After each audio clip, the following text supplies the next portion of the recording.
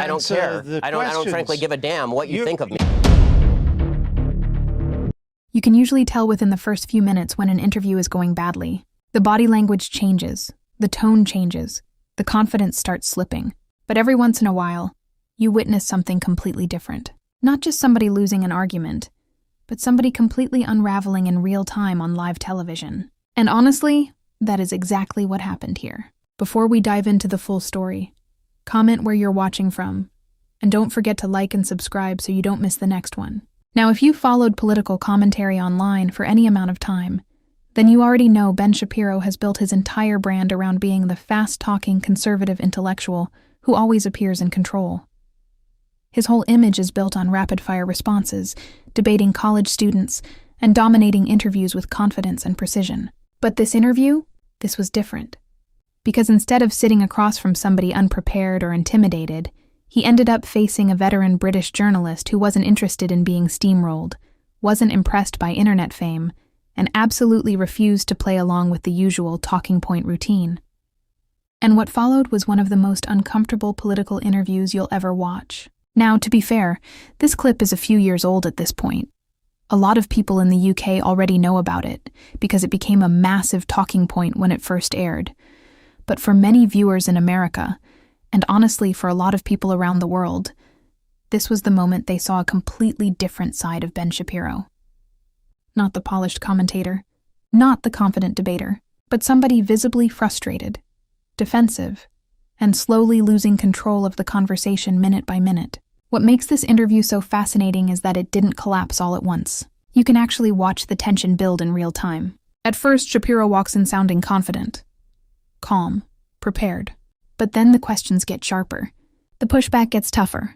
And suddenly the entire tone of the interview changes. By the end of it, what was supposed to be a promotional appearance turned into a political disaster that people are still talking about years later. So with that said, let's watch this entire exchange carefully, because there are a lot of moments here that reveal far more than either side probably intended.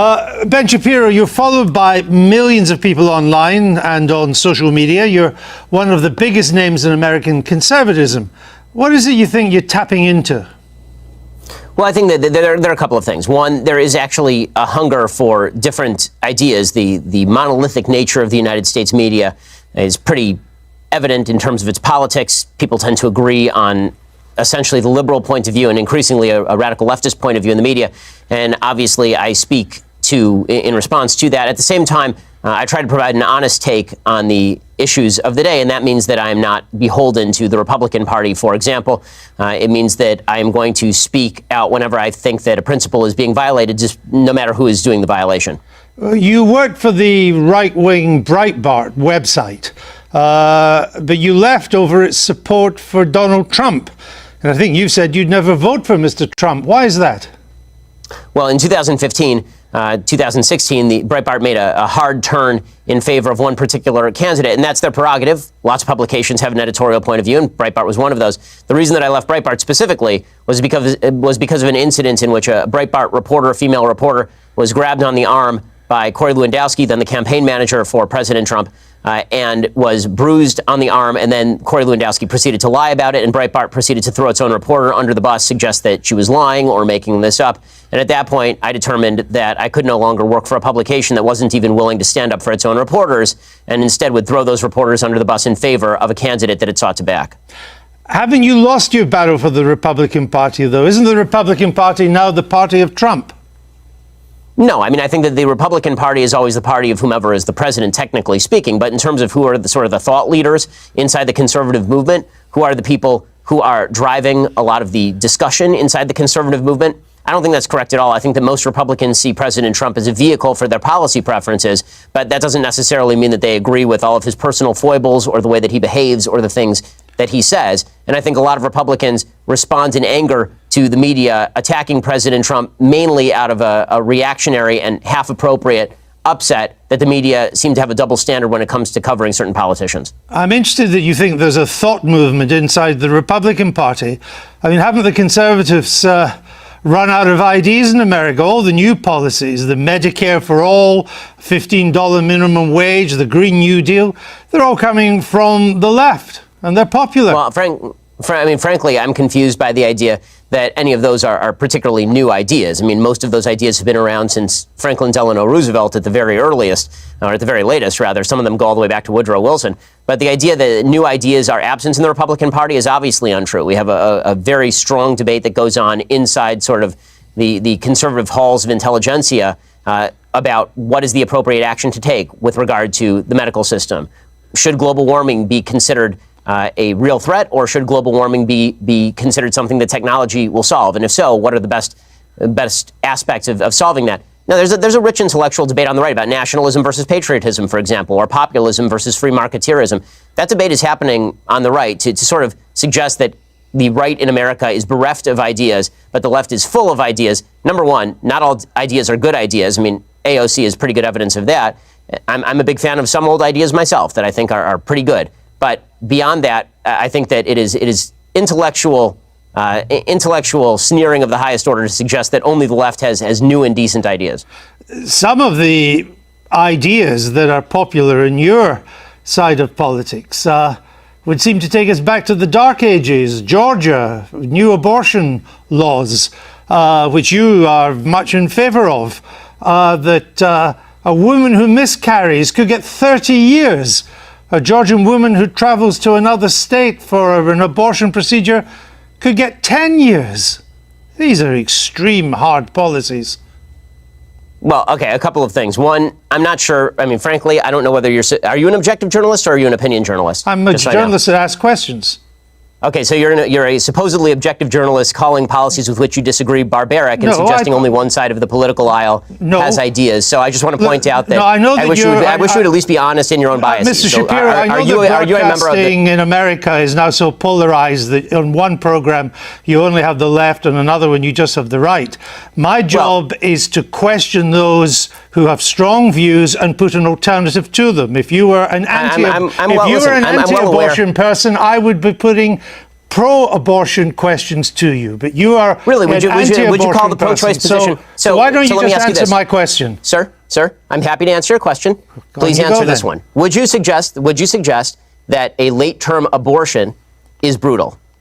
I'm not taking a view on this issue. I'm asking you the questions. Sir, you just suggested that the pro-life position is inherently brutal and terrible, so I'm asking you, as an objective journalist, would you ask the same question to a pro-choice advocate by calling their position brutal and horrible? What I'm asking you is that why is it that a bill banning abortions after a woman has been pregnant for 6 weeks is not a return to the Dark Ages?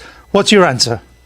My answer is something called science. Human life exists at conception. It ought to be protected. Now, back to my question to you. You purport to be an objective journalist. BBC purports to be an objective down-the-middle network. It obviously is not. It never has been. And you, as a journalist, are proceeding to call one side of the political aisle ignorant, barbaric, and sending us back to the Dark Ages.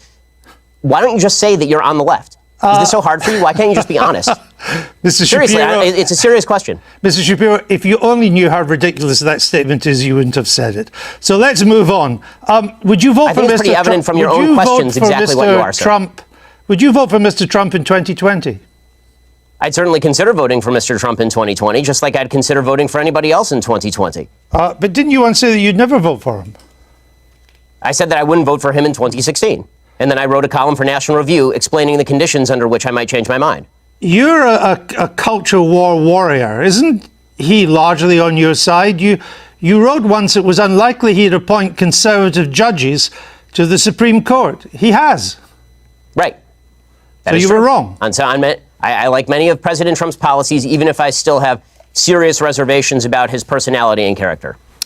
Do you think there's a Democrat that could beat him in 2020? Sure, I think there are several Democrats who could beat him in 2020. Who would have the best chance? I think that Joe Biden is likeliest to beat him, considering that he has significant appeal in a lot of the Rust Belt, in places like Pennsylvania, Michigan, Wisconsin, the places that President Trump needs to win to retain the presidency. And Joe Biden also has a long history in politics, which means that the American people already have sort of a preconceived vision of him. President Trump, as a campaigner, is very good at dragging unknowns through the mud, or at exposing details about people that are previously sort of covered up. But when it comes to Joe Biden, he's been well exposed for a very long time. Most people know him, and he's not nearly as unpopular even going in as Hillary Clinton was in 2016. So if it was a close race between Mr. Biden and Mr. Trump, you would, from what you say, I think, probably go for Mr. Trump. Yes, I would vote for Mr. Trump if it were a race between Biden and Trump, because I think that the damage that President Trump has done to the country on a character and rhetorical level has already been done and cannot be undone. I don't see it as getting worse day by day. That is the new status quo, unfortunately. Now the question becomes which policies I would most like to see enacted, and Trump's policy preferences are closer to my own than Joe Biden's are. Now, you're a star of new media, of conservative new media. You and others on the left and the right, you position yourselves as supposed tellers of hard truths. But haven't you all just really coarsened public discourse in America and exacerbated its divisions? You know, it's kind of odd to be hearing about me coarsening public discourse when you call policies you disagree with brutal and bringing us back to the Dark Ages, sir. The point, I don't want to return to it, but the point was to put a position for you to reply to it. And I thought we covered that. That's... Well, I'll put some of the points too, because on your videos, characterization of issues is part of the problem in the coarsening of public debate. Well, maybe it's also part of your problem too, because we have from your YouTube videos, Ben Shapiro destroys the abortion argument. Ben Shapiro destroys transgenderism and abortion. Is that not a kind of coarse public discourse? Well, are those videos labeled by me? I have no idea. But why are you picking out? Why are you? I have a question. Why are you picking out random YouTube videos put up by people who are not me? Are you and then attributing the titles to me? Are you unhappy with the way they've been described? I think that people can describe me however they please. It's a free country, and I'm all in favor of a public debate. If you watch the actual clips, they are generally civil conversations between me and somebody who disagrees with me. You say in your new book, you suggest that America's largest struggle at the moment is, quote, the struggle for our national soul.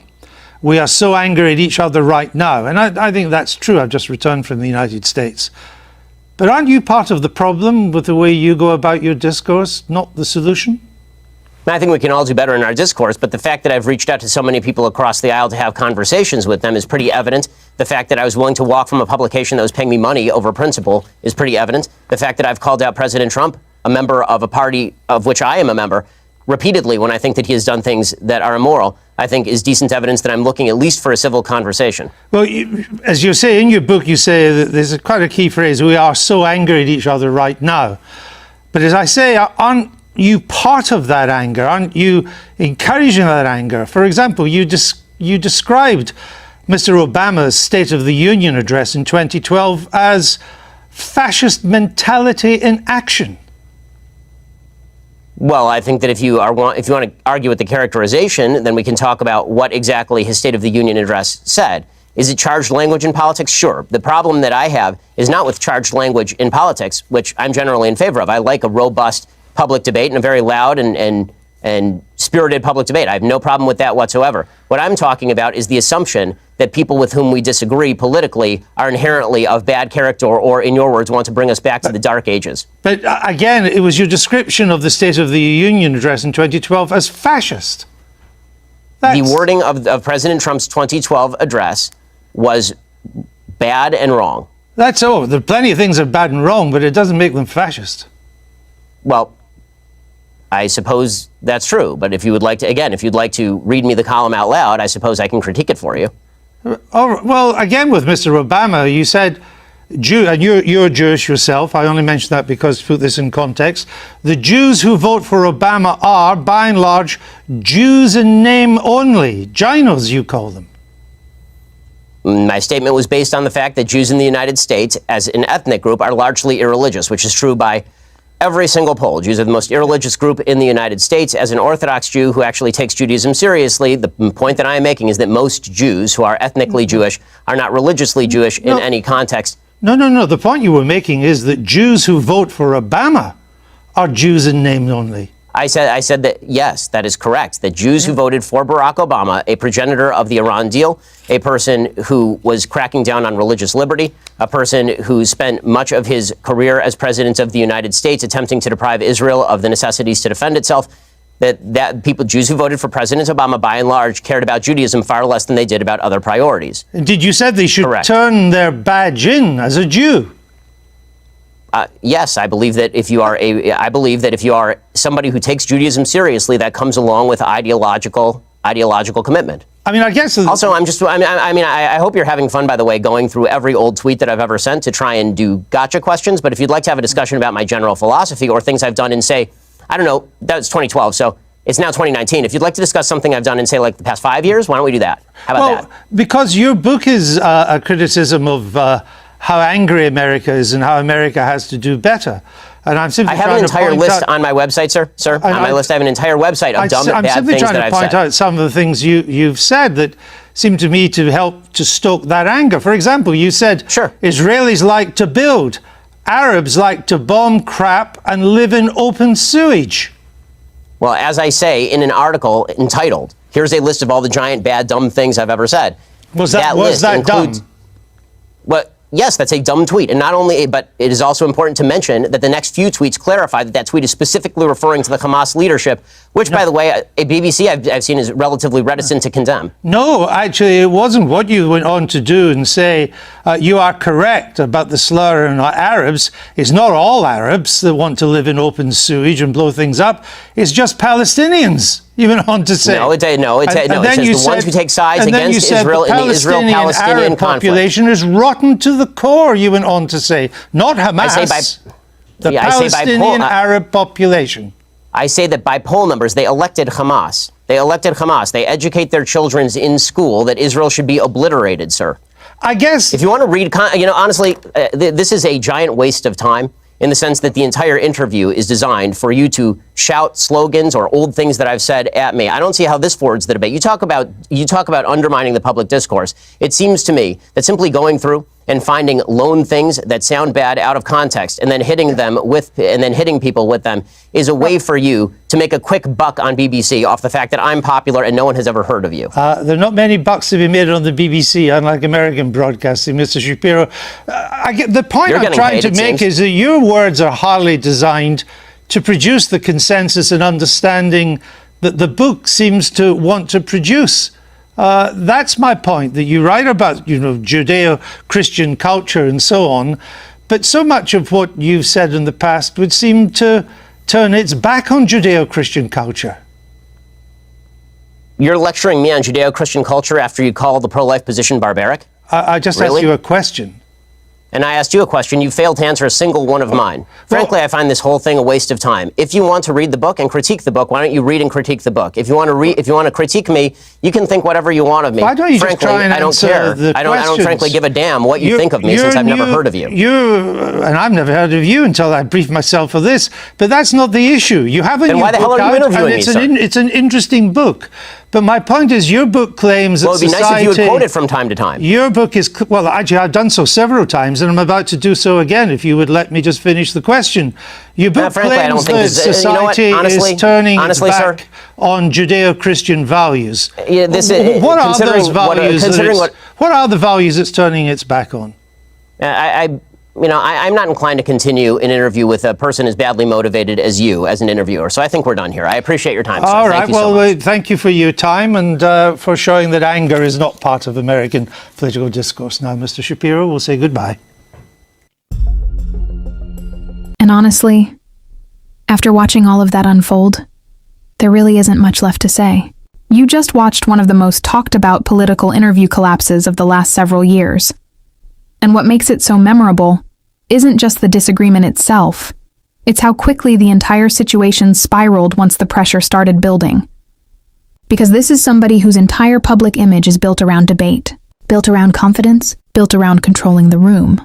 But the moment the conversation stopped going exactly the way he expected, everything changed. The defensiveness kicked in. The frustration became obvious. And eventually, instead of staying in the discussion and pushing back calmly, the interview completely fell apart live on air. Now, whether people agree with Ben Shapiro politically or not, honestly, isn't even the biggest issue here. The bigger point is how some commentators spend years presenting themselves as fearless defenders of open debate, right up until they face an interviewer who refuses to back down. And that's why this clip keeps resurfacing years later. Even though this happened back in 2019, people still revisit this interview because it exposed something that viewers rarely get to see in political media: the moment a polished public persona suddenly cracks under pressure. Andrew Neil didn't need to shout. He didn't need dramatic theatrics. He simply kept asking direct questions, bringing up past statements, and forcing accountability in real time. And instead of calmly navigating the interview, Shapiro increasingly looked irritated, combative, and completely thrown off balance. That's the part people remember. Not the talking points, not the ideology, but the fact that an interview that should have been routine turned into a complete public meltdown. And to be fair, everybody has bad interviews. Every political commentator has moments where they lose patience. But when you brand yourself as one of the sharpest debaters in modern politics, moments like this are always going to follow you around, especially when the exit ends up becoming more famous than the interview itself. But I want to hear from you guys now. Have you seen this interview before? And if you have, do you think this was unfair treatment from the BBC? Or do you think Ben Shapiro simply lost control of the conversation? Drop your thoughts in the comments below because this debate still divides people years later. And if you enjoyed the video, make sure you hit the like button, subscribe to the channel, and turn on notifications so you never miss the next upload. Thanks for watching, and I'll catch you guys in the next one.